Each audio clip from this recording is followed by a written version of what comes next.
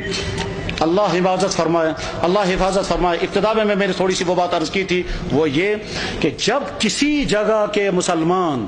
نماز پڑھ سکتے ہوں، رکاوٹ کوئی نہ ہو، پھر بھی نہ پڑھے۔ جب کسی جگہ کے مسلمان روزہ رکھ سکتے ہوں اور سستی کی وجہ سے روزے نہ رکھیں، جب کسی جگہ کے مسلمان زکوٰۃ دے سکتے ہوں پھر بھی نہ دیں، جب کسی جگہ کے مسلمان حرام کاموں سے بچ سکتے ہوں پھر بھی نہ بچیں، جب کسی جگہ کے مسلمان قرآن پڑھ سکتے ہوں پھر بھی قرآن کے ساتھ ان کا تعلق قائم نہ ہو، جب کسی جگہ کے مسلمان اپنی نبی کی ایک سنت پر عمل کر سکتے ہوں پھر بھی نہ کریں، تو اللہ تعالیٰ شانوں کی طرف سے کبھی خطرناک فیصلے آتے ہیں۔ وہ یہ کہ جب تم آزادی کے دور میں میرے دین پر عمل کر سکتے تھے پھر بھی تم نے عمل نہیں کیا، تو میں ایسے حالات لے آؤں گا کہ تم چاہو گے بھی عمل کرنا تو کر نہیں سکو گے۔ اس کی مثال نمبر 1 اندلس کی میں نے پیش کر دی تھی کہ اندلس میں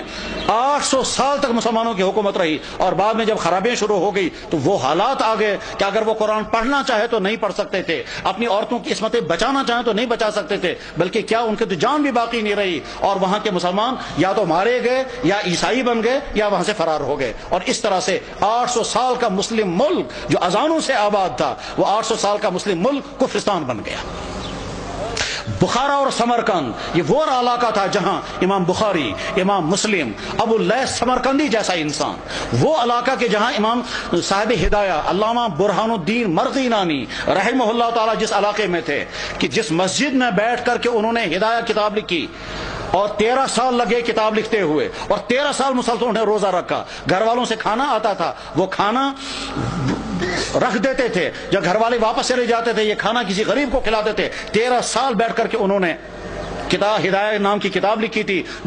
جو حدیث اور عقلی علوم کا مجموعہ ہے۔ علامہ انور شاہ صاحب کہا کرتے تھے، فرماتے تھے میں ہر کتاب کا جواب لکھ سکتا ہوں لیکن چند کتابوں کا جواب مجھ سے نہیں لکھا جا سکتا ہے، ان میں سے ایک کتاب ہدایہ بھی ہے۔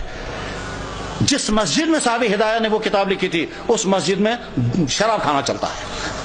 غرض یہ کہ جب بخارا اور سمرقند جیسے علاقے میں وہ حالات آ گئے کہ وہاں قرآن رکھ نہیں سکتے، کلمہ پڑھ نہیں سکتے، مسجدوں میں تالے لگ گئے، تو اللہ تعالیٰ شانوں کو طاقت ہے، اگر غضبناک ہو جائیں تو ان علاقوں میں بھی یہی حال ہو سکتا ہے جن علاقوں میں مسلمانوں کو موقع ہے وہ اپنے دین پر چلیں۔ میرے بھائیوں،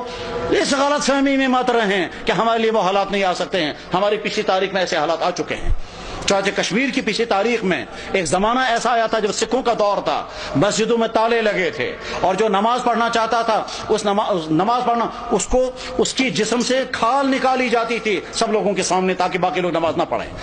سری نگر کی جامع مسجد میں گھوڑے باندھے گئے تھے، تمام مسجدیں مسمار کر دی گئی تھی، اس وقت لوگ نماز پڑھنا نہیں پڑھ سکتے تھے، یہ اذانیں بین ہو گئی تھی۔ جب کسی جگہ کے مسلمان اپنے دین کی ناقدری کرنے لگتے ہیں تو ایسے حالات آ سکتے ہیں، اور اس کی مثال اس بات کی مثال نہیں کہ مسلمانوں نے ناقدری کی، وہ تو ظلم ہے، لیکن مثال ہمارے سامنے ہے برما کے حالات، جہاں کی مسجدیں ختم، جہاں کے مدرسے ختم، جہاں کی داڑھیوں کے ایک بال کر کے نوچتے ہیں، جہاں علماء کو کھڑا کر کے اور سوئیاں مار کر کے ان کو شہید کرتے ہیں، جہاں ایک مسلمان خاتون کے ساتھ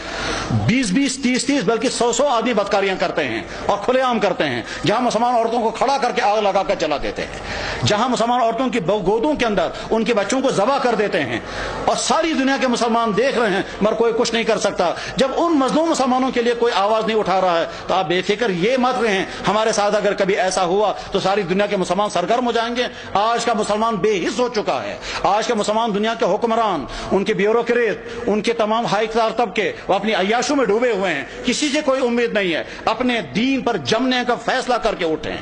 اپنے ایمان پر قائم رہنے کا فیصلہ کر کے اٹھیں، اپنے دین پر چلنے کا فیصلہ لے کر اٹھیں، اپنے گھروں کے اندر دیندار گھر بنانے کا فیصلہ لے کر اٹھیں، اپنے بزنسوں کو مسلمان بزنس بنانے کا فیصلہ لے کر اٹھیں، اپنے فنکشنوں کو دین کا فنکشن بنانے کا فیصلہ لے کر کے اٹھیں۔ جب مسلمان حرام سے بچ سکتا ہو اور پھر بھی نہ بچے اور شرابیں پیے تو حالات ایسے آ سکتے ہیں کہ زبردستی مسلمانوں کو شراب پلائی جائے گی۔ جب مسلمان داڑھی رکھ سکتا ہو اور نہ رکھے تو بعد میں ایسے حالات آ سکتے ہیں کہ رکھنا بھی چاہیں تو نہیں رکھ سکتے۔ ساری ترکی کے اندر مسلمان داڑھی رکھ نہیں سکتا، حالانکہ سارا مسلمان ملک ہے۔